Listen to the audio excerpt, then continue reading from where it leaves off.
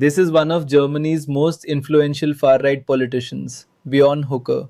In 2024, he was convicted for using that ban Nazi slogan. Today, his party, Alternative for Deutschland, or AfD, is the second largest in the country. But the party has a major problem. Germany's domestic intelligence agency has classified it as a right-wing extremist organization. And that confronts the country with an extraordinary question. Should Germany use the powers built into its constitution to ban one of its most popular political parties? Now, as the AfD surges towards major state election wins, Germany is considering the ultimate legal move. Here are three ways Germany is trying to shut down the AfD and why that strategy might backfire. The country has three lines of defense. The first is political. It's called the firewall. So the firewall, or Brandmauer as it's known in German, is essentially a convention that the other parties will not work with the AfD. There will be people who say the Prima's job is to keep the AfD out of power.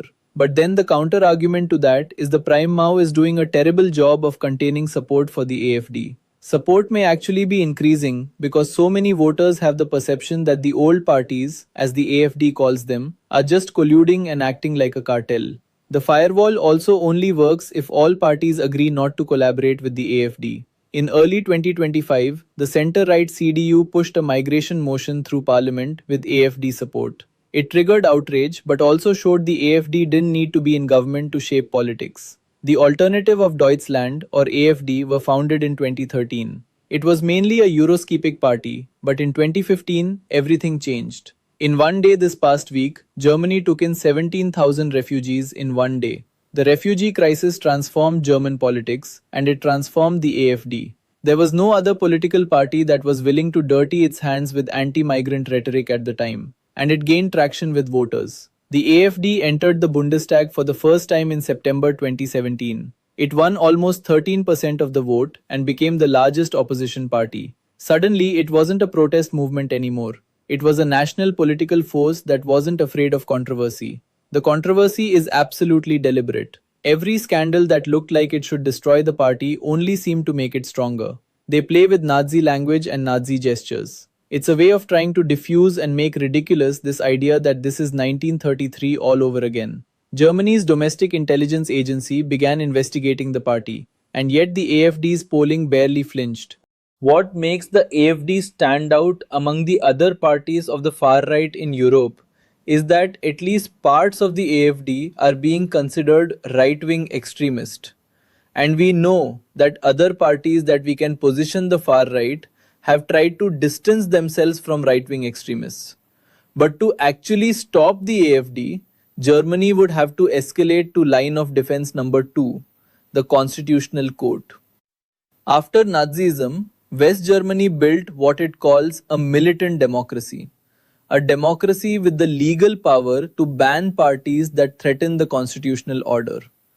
Its domestic intelligence agency openly monitors extremist parties, but it's the constitutional court that can ban them outright. The constitutional court is extremely reluctant when it comes to banning political parties. It has happened twice. A neo-Nazi party in 1952 and the communists in 1956. The party must be an anti-constitutional one to be banned, and that is important in the ruling of the court. It must also have the potential to realize hurting the constitution, destroying the very pillars of the constitution. What does potential mean? It means that it has to be Eletic Intelligence Agency classified the AfD as confirmed right-wing extremist. If the Constitutional Court ruled that the AfD was anti-constitutional, then I'm quite sure it would also rule that it has the potential. Because now it is being presented in, I believe, every state parliament and in the Bundestag. And here lies the dilemma. You just cannot shut down a party that is on 2029 30% of the national vote. There might be a social fallout. There might even be a fallout with regard to political violence. So who are these voters and what do they actually want? I would say the average AfD voter is middle-aged, male, white. He is driven by a strong distrust in politics overall. and he has strong economic grievances. He believes that the country overall is in economic decline, and people like him could be next, if you will. He perceives the modernization of society as a threat to his own identity. A shrinking economy, increased energy costs, and immigration are common grievances for AFD voters. Historically, the assumption has been that a voter who is angry with the establishment will turn to an anti establishment party as a way of saying, "This is a yellow card, and if you don't watch out, then that there could be more to come." We are way beyond that stage. The AFD has led a lot of its voters to actually like what it stands for. And nowhere is that feeling stronger than in the former East Germany. Parties in the region have historically had weaker links to society. The AFD has worked hard to fill that gap. Parties are not just starships that you can vote for. The strategy of the far right, in part, is to be present in civil society.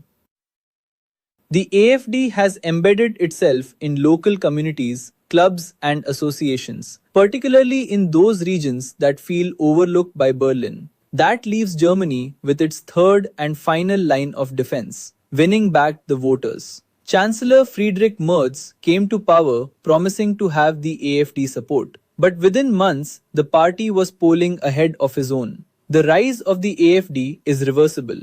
What you would fundamentally need is the ability to restore economic growth in a way that the average voter will notice in their bank account. And you would also need to rebuild their trust in the state. Successive German governments have tried to respond by tightening controls at the country's borders, trying to speed up deportations, and approving a €500 billion fund to modernize its infrastructure and revive the economy. But they still need to convince voters that those measures are working.